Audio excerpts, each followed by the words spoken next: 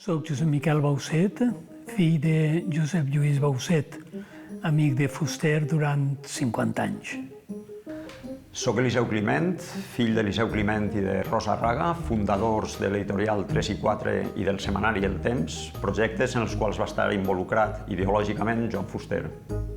Soc Santi Bru, fill de Santiago Bru, amic de Joan Fuster, des de l'any 1946 a 1983.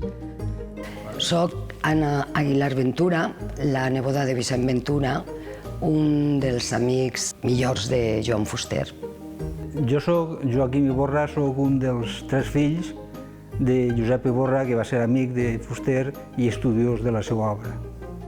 Soc Teresa Muñoz Lloret, filla de Josep Maria Muñoz Pujol i Teresa Lloret Carboa, que, juntament amb Max Kanner i Eulàlia Duran, formaven un grup de 2 matrimonis molt amics de Fuster. Som Enric i Jordi, els fills majors d'Enric Beltran, un dels amics de més confiança de Joan Fuster durant molts anys. Soc Pepa García Fos i la meva família viu paret en paret amb la casa de Fuster. Som en Joan i la Bet Maluquer, els fills d'en Joaquim i la Maria Rosa, i estem a la casa on en Joan Fuster solia estar quan venia a Barcelona. Soc Carme Ninet, filla de Santiago Ninet, amic i bon amic de Joan Fuster, que participa, junt a ell i una altra gent, en lo que era el valencianisme polític frente al Levante Feliz.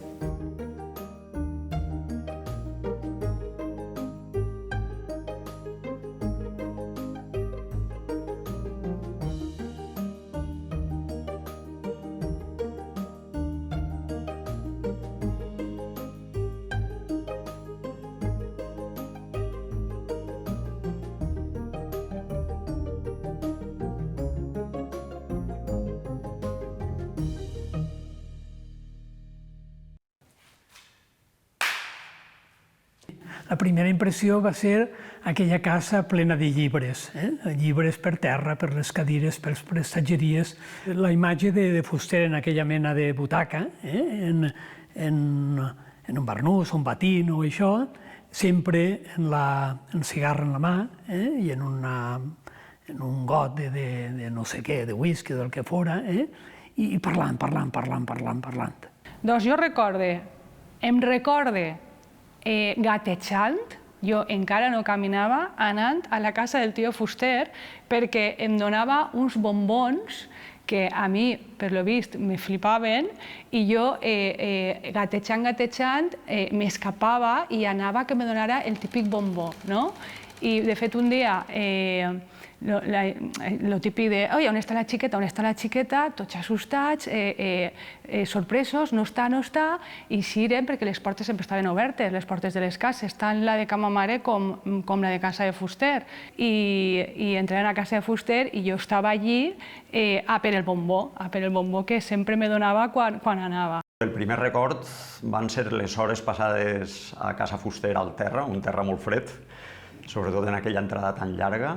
Era una entrada de pedra, una entrada de carro d'una casa de poble i ens les passàvem tant la Laia, la meva germana, com jo, allà en terra, dibuixant, mentre s'allargaven les hores d'ells xerrant d'una cosa i d'una altra. Però aquest va ser el primer record i molt profund, a més, perquè el fred calava molt fons. D'on me'n recorde, i això que era molt xicoteta, de veure en molta repetició i molt tal, Joan Fuster a ma casa a dinar, ma mare és que era una magnífica cuinera, Vicent Ventura i la seva dona, Eliseu Climent, Raimon, que mon pare li va regalar una de les primeres guitarres que va utilitzar en els aplecs i en els festivals. Vull dir que en ma casa sempre era un punt de trobada de gent que, a banda del tema polític o el que sigui, però de reflexió valenciana, de futur i de passat, i de lo que se tenia que fer. Jo tinc un record d'infància que un bon dia, no sé com, em va agafar i vam sortir a passejar. I em va portar al Barri Vell. Era això abans dels Olímpics, un Barri Vell bastant... Crec que devíem anar al carrer de la Palla, que hi havia molts llibreters de vell. i jo no havia anat mai a un lloc així, no? I anava molt perplexa, no? Suposo que per això me'n recordo, perquè era tot molt diferent del meu entorn habitual. I llavors estàvem en una d'aquestes llibreries, vam entrar en diverses, i l'home se li va acostar i li va preguntar: vostè és Joan Fuster? I jo em vaig quedar paradíssima, però és que en aquest lloc remot el coneixen, no? I ell sí, bueno, es van posar a xerrar i li va preguntar si jo era la seva filla, no? I ell, recordo, no?, la sensació de, ostres, quin honor, no? Em va estrenyar la mà i estava molta complicitat. Jo tindria 10 o 11 anys i ell, me'n recordo, una persona molt afectuosa, jo me'n recordo d'una persona alta, gran, en bigot, que sempre en un comportament correctíssim i afectuós mos preguntava com anàvem en els estudis i en acabant ell i mon pare se tancaven en el despatx a parlar de lo seu i això són els records quan tens aquestes edats. El record més llunyà que jo tinc de Joan Fuster és de principis de l'any 70, jo tindria 5, 6, 7 anys, i es reunien a casa de Montillo, de Vicent, a l'Avinguda de Suècia, els dilluns, 5, 6, 7 persones, i entre elles Joan Fuster. I el que recorde de Joan Fuster d'aquell moment, que jo era prou menuda, és que era molt alt, a mi m'imposava molt perquè em semblava molt seriós i tan alt i... En fi, també proper, perquè recorde que em remenava el cabell i em deia: xiqueta, que has crescut molt o t'has fet molt gran. I això em feia gràcia.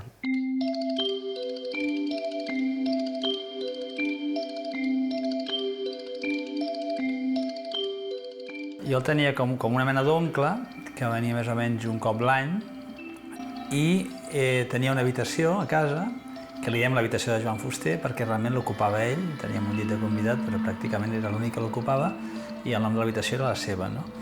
I jo tenia aquesta imatge, que és divertida, i potser ningú la conegui, que ell venia amb tren, i em cridava molt l'atenció que una persona així molt culta venia sempre amb diguem-ne, novel·letes o llibrets d'aquests de 4 duros, de ciència ficció, d'aquests que surt, no sé, un lligacames amb no sé què, o un tio amb un ganivet d'assassí, una cosa, diguem-ne, de sèrie B, i que es llegia això al tren.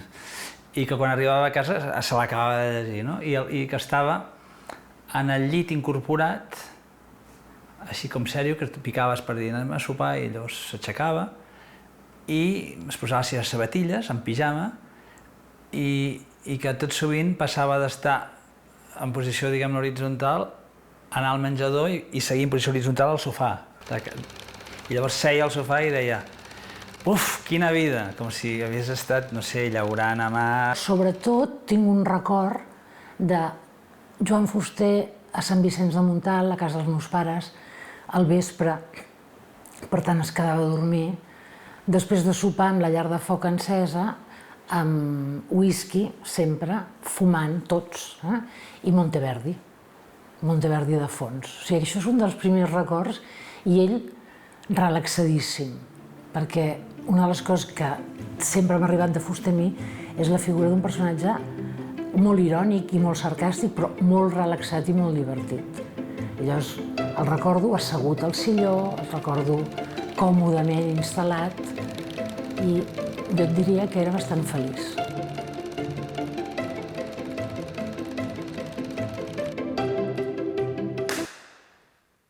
Jo, per exemple, l'he conegut a ell antes que llegir-lo. He tingut una relació més directa amb ell, molt oberta, molt familiar. En seguida es feia en casa amb els germans més menuts, s'acariciava, es preguntava coses, i molt amable, com si fos un de la família. Fuster era un home molt reservat. El meu pare ho ha escrit, que no era un home de grans efusions o de confessions personals. Aleshores, la relació que tenien era, en el grup on hi havia també Richard i Ventura, era una relació de confiança, de fidelitat, perquè va ser una amistat que va durar molts anys sense cap mena d'interrupció i un ambient on ells es podien expressar d'una forma còmoda, lliure i sense més preocupació. Crec que era una relació d'aquest tipus, molt domèstica, molt normal. Quan veus els llibres que anava publicant Fuster i regalava al meu pare i als amics, les dedicatòries sempre tenen el mateix to de l'amistat de sempre, com sempre. No hi ha més, no n'hi havia ni efusions ni elogis. Fuster no era una persona d'elogis, el meu pare tampoc. Aquesta intimitat, aquesta relació sincera, d'amistat, de compartir paelles, per exemple, la foto que amb Fuster i mon pare és al Cabeçolet, a Carlet, a la caseta de Ramon Trullenque, del metge Ramon Trullenque, que era molt amic també, de la tertúlia també, dels dilluns, i estan, no sé si deu ser després d'una paella, i els tres amb unes ampolles de conyac i una relació d'això, de sincera amistat, sí.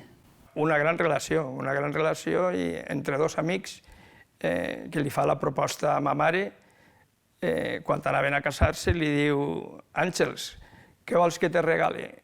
Un sucrer o un quadro? Diu: ui, Fuster, Joan, pues un quadro. I va ser el quadro, és un quadro petit, en un paisatge lunar, molt mironià, on hi ha una dona pintada de roig en una granera negra, que serà la figura de ma mare, segons Fuster, i assegut al marge esquerre, una figura asseguda, i sobrevolant-la un ratpenat amb la cara de Franco, que ell havia pegat un setxell amb la cara de Franco. I el títol del quadre, segons Fuster, era Viaje del general Franco a la sífilis. Mon pare, tot el que era... Ell anava moltes voltes, per exemple, els divendres per la vesprada venia a Sueca, molts divendres, a raonar en Fuster, i ja està. N'hi havia també correspondència de coses que, en el temps ja de la Diputació, que se podien fer coses, de coses que s'estaven fent. Fuster li demanava coses i mon pare intercanviaven reflexions i tot això de sempre. Vull dir que la col·laboració, perquè no era una col·laboració, era una amistat, vull dir, consolidada a través del temps i de la lluita.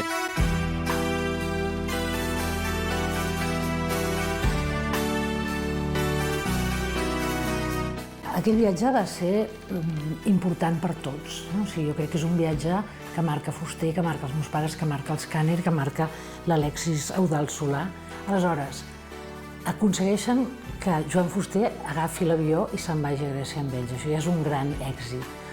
Però el viatge, que és molt llarg, però és un viatge que va de Sant Esteve a Reis, o sigui, agafen el pont de l'any 74, el pas de l'any 74 al 75, és un viatge ple d'anècdotes perquè es troben amb Joan Fuster no viatjador, Joan Fuster rondinaire absolutament, que vol dinar a les hores que toquen, que sacrificis mínims, però amb el sentit de l'humor de sempre i amb la ironia de sempre, organitzant algunes coses divertides.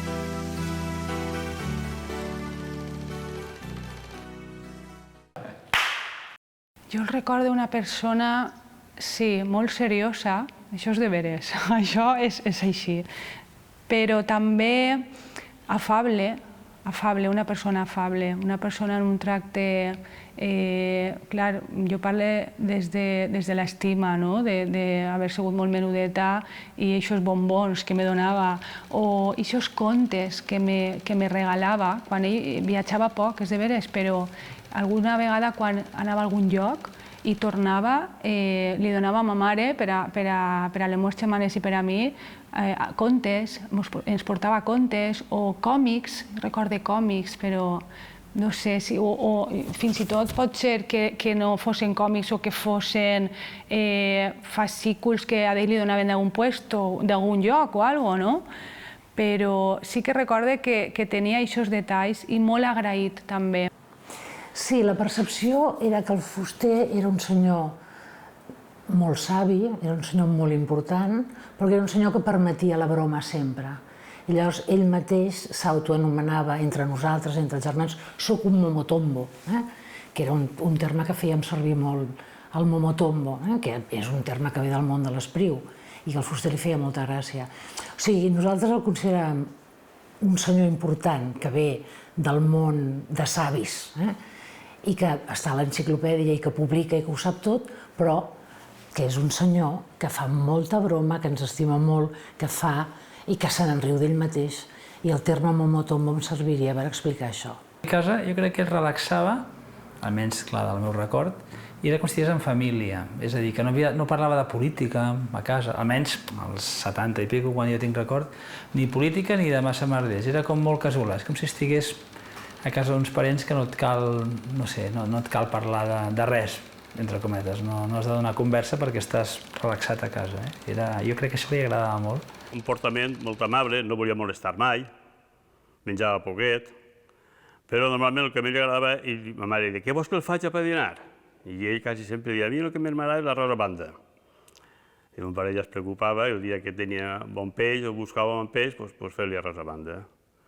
I després també recordem molt quan feien mandonguilles de vetxo, i ma mare les feia, i a veure qui les porta. Les portes tu, els altres germans menuts, també se'n recorda molt de portar-li les mandonguilles de vetxo.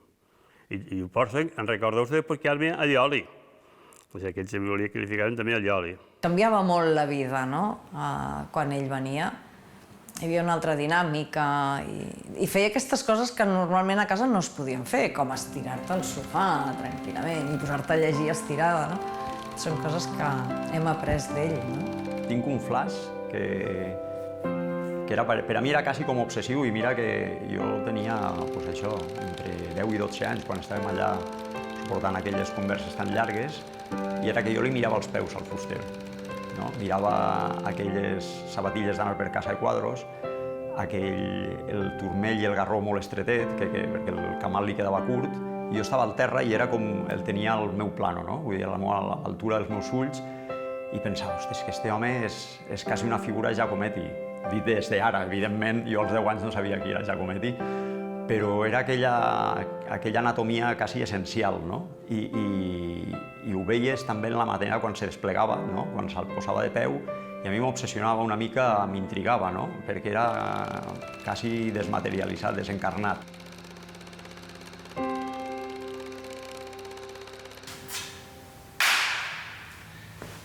Fuster era una persona que rebia moltes visites i era com era, no obria a tothom. I aleshores ja havia acordat amb mon pare una mena de contrasenya, com mon pare havia de trucar a la porta perquè Fuster sabera que era mon pare i li obrirà. I això jo ho vaig veure diverses vegades i mon pare m'ho havia contat i ara trucarem d'aquesta manera per tal que Fuster ens obriga perquè si no, no obri tothom. Allò de l'anella jo sí que recorde que era toca no sé quantes vegades. Clar, jo era més menuda, igual tocava i tocava, però sí que era un acord que tenia ma mare amb ell. Els primers contactes van ser perquè el telèfon de casa nostra, el 383, era el telèfon d'entrada o de comunicació en Fuster. Si algú volia anar a casa Fuster, tocava a casa nostra, i, bàsicament, en aquest moment jo que era més major, i després també el meu germà, anaven a Ca Fuster, li tocàvem, ens obria i li diem, ha tocat Pepito o Juanito, que vol vindre a veure, digueu-li que vinga tal dia, que no vinga, i a partir d'ahir ja començàvem d'alguna manera a tindre un hàbit d'anar a casa seva, i en la mesura en què foren més grans, ja anàvem més, i anàvem ja a xerrar i tal, i anàvem a xerrar en la cosa de la gent dels carrers de Sueca, la gent jove de Sueca, i també ens feia, com va tots i com s'ha escrit tant, ens feia un poc de mestre. Jo tinc la visió, quan estava una mica de tornar tot ell, d'estar, diguem-ne, posat horitzontalment al llit, amb les seves ulleres, fent qualsevol cosa i trucant-lo, i ell, digues que no estic. I la meva mare, vinga, Joan, que home, que és un periodista, que això és no sé què. No hi soc, no sé què.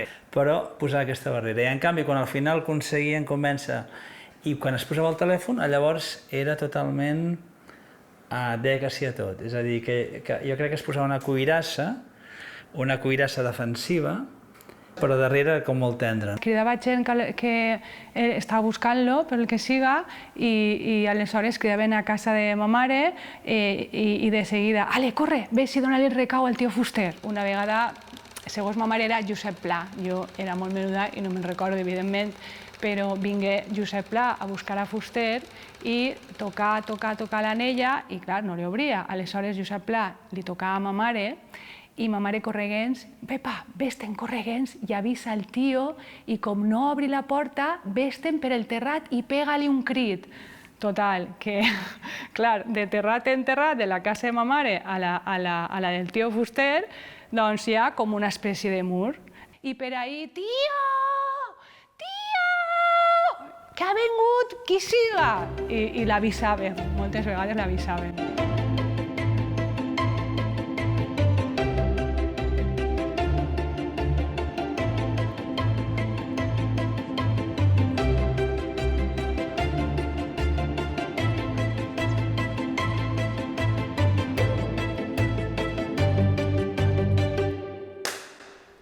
Ell parlava de tot i preguntava tot el que fèiem en l'escola, el que fèiem amb els amics, sempre li agradava saber el que fèiem. Ens preguntava, per exemple, si festejàvem, si teníem algun noi que ens feia palpitar, no? Almenys a mi m'ho deia, no? I us feia molta broma sobre això, però sense... Mai et feia sentir malament, no? Però sempre deia, i que tinga duros, que tinga duros. I jo m'enfadava. Sí, ell sempre... Estava molt interessat, et preguntava per tu, no? Et feia parlar i li feia gràcia saber seguir la pista, no? I jo recorde, sí, d'adolescent, que el Fuster una mica em posava contra les cordes i tu havies de veure com responies a certes qüestions que te plantejava ell, no? Va ser una cosa com...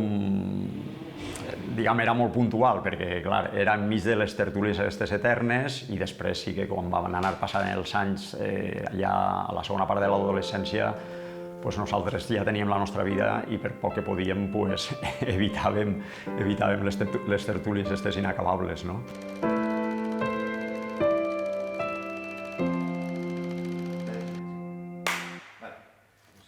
Jo me'n recorde que quan l'atemptat a Joan Fuster del 81, mon pare es vingué correguent i com ell era soci d'una empresa de moldures de fusta, contribuïren a fer-li les prestatgeries, a recomposar les prestatgeries que la bomba havia tirat per terra. Quan n'hi ha els enfrontaments contra Fuster, sobretot a conseqüència de les dues publicacions en l'any 62 de Nosaltres els Valencians i el País Valenciano, el director de jornada li encarrega a mon pare que faci uns comentaris sobre el llibre.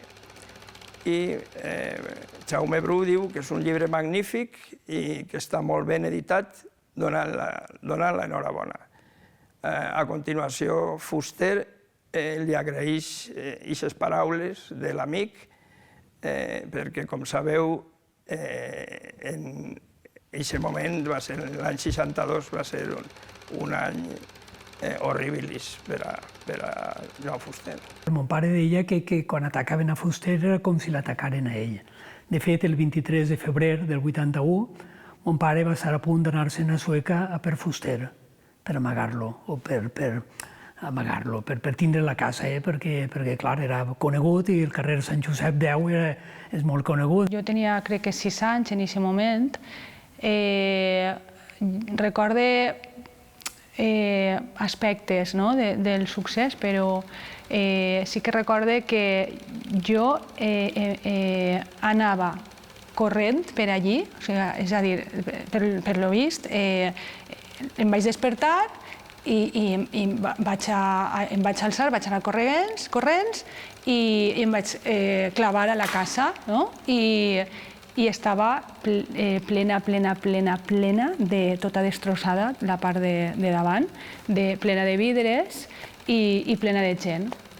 I clar, imagina que una xiqueta de 6 anys en aquest moment superimpressionada de què està passant, sense entendre res. Recordo quina de les dues bombes va ser.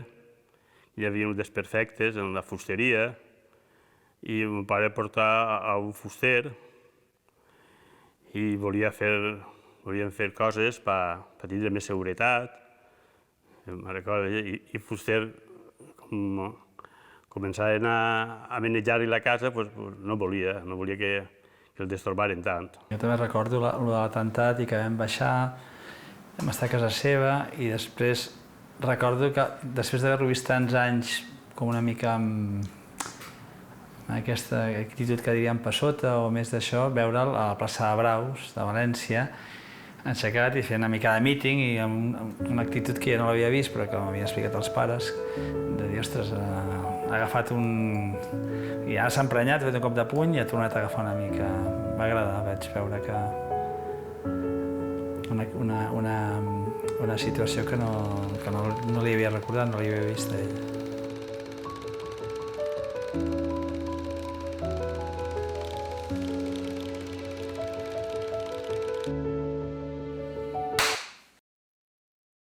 Vam baixar i vam estar a l'homenatge, vam estar al dinar que es va fer abans, que per cert tinc un record molt lluminós d'en Josep Renau, que el vaig conèixer en aquell dinar.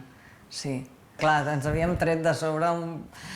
Imagina't, no?, si arriba a passar alguna cosa. Era una celebració, era manifestar també la il·lusió de tenir-lo amb nosaltres, no? L'operació contra ell Don Buena en les províncies i tot això, o el ninot que li van fer en la falla en el 63, doncs se li va fer un homenatge, com te deia, en l'Ateneu Mercantil i després un sopar que després del que havia passat en l'Ateneu, en els parlaments que n'hi havia, entonces el governador civil del moment va enviar allà tota la força, els va prohibir que n'hi hagueren parlaments, entonces els comensals, que va ser crec que 300 o 400 persones, perquè a banda s'havia signat un manifest de recolzament a Fuster, es començaren els mocaos blancs a alçar-los, no?, en senyal de protesta perquè no se podia parlar i en solidaritat amb Fuster.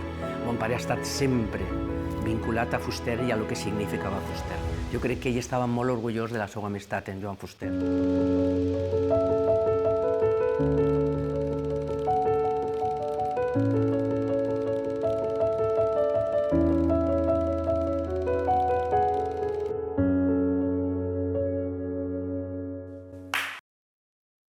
Feren Premi de les Lletres Catalanes, això crec que a l'acompanyar Rafa Matoses, alcalde de Sueca, això era l'any 74, i crec que va ser Rafa Matoses el que volgué anar a assistir. I jo sé que anar Fuster, Rafa Matoses i mon pare. I anar i vingueren el mateix dia.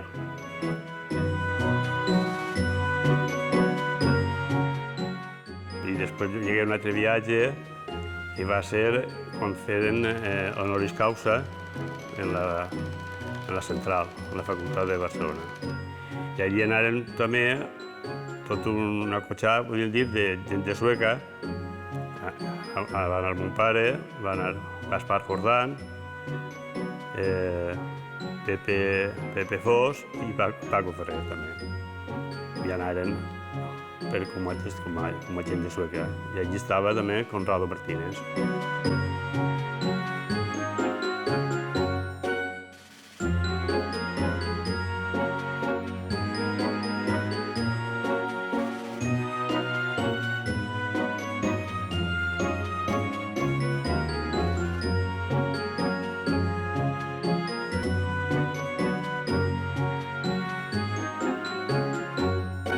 L'aplec del 82 a la plaça de Bous de Castelló va ser un acte absolutament impressionant des del punt de vista individual, col·lectiu i molt emocionant. Em vaig retrobar amb el Fuster que jo havia conegut de menuda, ja sent més conscient de qui era Fuster, de la figura, del que representava. I sí, l'aplec va ser en si mateix molt emocionant. La intervenció de Fuster va ser apoteòsica. I el clamor que hi havia, no sé, el sentiment nacional. Jo ahir em vaig reivindicar com a persona d'esquerres. O ens recobrem en la nostra unitat o serem destruïts com a poble. O ara o mai.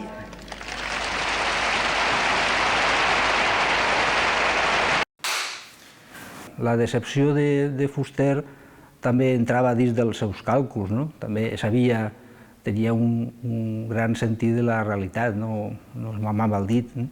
I pense que, en tot cas, el que més el podia afectar, probablement alguna vegada ho va comentar el meu pare, és l'haver-se trobat massa sol davant de l'esforç i l'energia que calia per a fer front a tot això.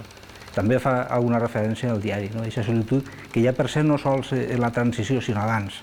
A partir de l'any 70 ja comenta això el meu pare sobre hem deixat massa sol Fuster. A partir d'un moment ell va començar a dir jo sóc un ancià, i jo no entenia res, perquè era una persona molt més moderna i molt més oberta que no pas la majoria dels adults que ens rodejaven, no? Però jo crec que el cos no l'acompanyava, no? I és una mica aquesta actitud que deia el Joan, no? D'això, de deixar-se anar molt i, bueno, era un altre Joan, realment. La mort de Fuster va ser una cosa sobtada perquè ningú s'ho esperava. Sí que els últims anys el contacte havia sigut, com tots, més esporàdic. Per a mi va ser una sorpresa. Jo recordo que aquest dia estava a l'institut i vingué una professora i va dir, bueno, que bon dia, tal, Fuster ha faltat, tal, aquesta matinada, i se van decretar 3 dies de dol, i per a mi va ser com, ostres, el tio Fuster, no? Era com, que estrany, no era gens esperada. A casa meua tampoc, a casa ma mare es va afectar molt. El meu pare insistís que era una persona molt reservada i la notícia me la va donar ell perquè aleshores no hi havia mòbils, aleshores no ens enteràvem tan ràpidament de les coses, però me la va donar com era ell, amb tranquil·litat i en silenci. No va fer cap altre comentari, que així era el meu pare. Des de l'any 84 ja vaig anar a viure amb Vicent Ventura i amb Marina, la seva dona, i recorde el dia de la telefonada que informava de la mort de Joan Fuster, perquè va ser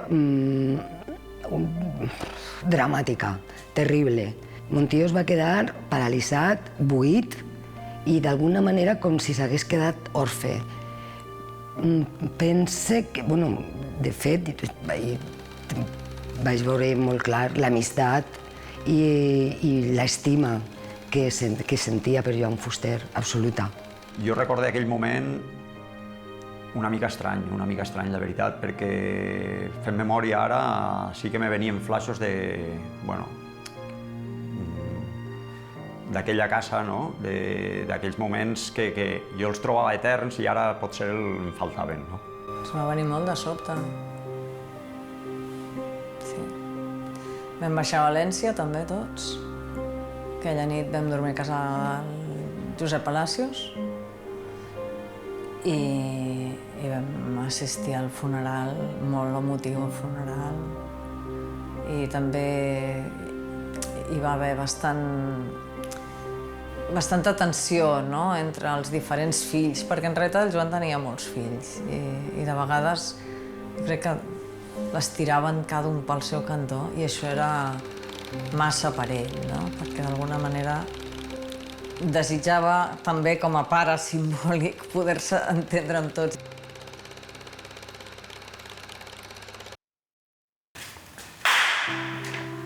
Ens ha marcat a tots, no?, perquè la figura de Fuster ha marcat tota una època i tota una generació, no? A nosaltres també. Ha sigut com una empremta, com allò que queda imprès, de dir som persones, som lliures, hem de ser crítics, hem de saber pensar, no hem de reproduir, sinó tenir la nostra pròpia opinió.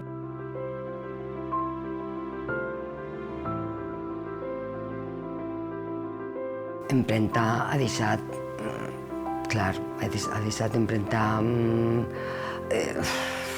afectiva, ideològica. La capacitat de comunicar, la capacitat d'ensenyar-te coses, la capacitat d'incitar-te a coses. D'alguna manera fer això, fer una espècie de gran mestre. Fuster era un personatge, era el millor, vull dir, era el més divertit, era el més espectacular, era el que tots eren feliços quan entrava ell. O sigui, ell marcava diferències, però en el fons era un mes. I llavors la tribu el vivia amb molta naturalitat.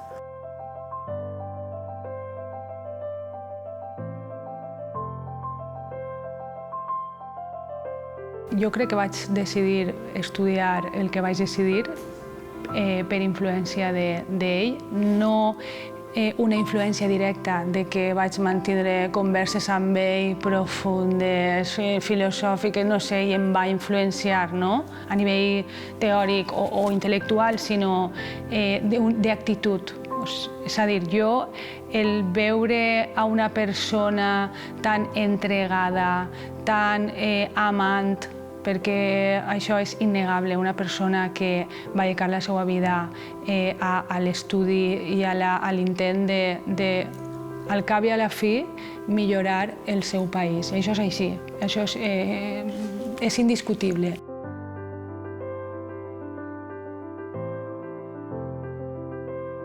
Per mi, la figura de Fuster va ser molt important, va ser un referent adult diferent que em va ajudar molt en el camí que he fet posteriorment a la meva vida. Per tant, per mi és un familiar molt estimat i molt important.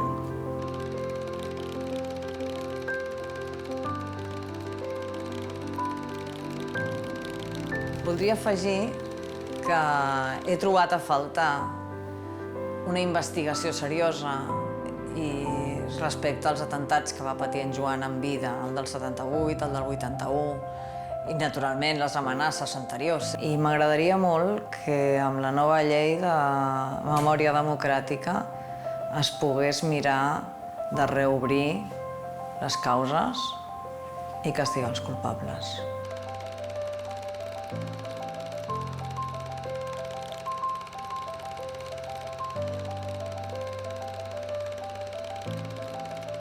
Recorde aquestes converses en què ell intentava fer-te reflexionar i posar-te una mica contra les cordes a partir d'idees, reflexions i visions volterianes i escèptiques que eren també les seues. Jo tinc un record molt agradable, era el tracte que tenien els meus germans menuts. Molt afable, molt amable. Ha sigut un regal de la vida. Un referent que ha marcat la nostra vida a l'hora d'expressar-nos, de viure, de llegir. La veritat que sí, ha sigut un orgull.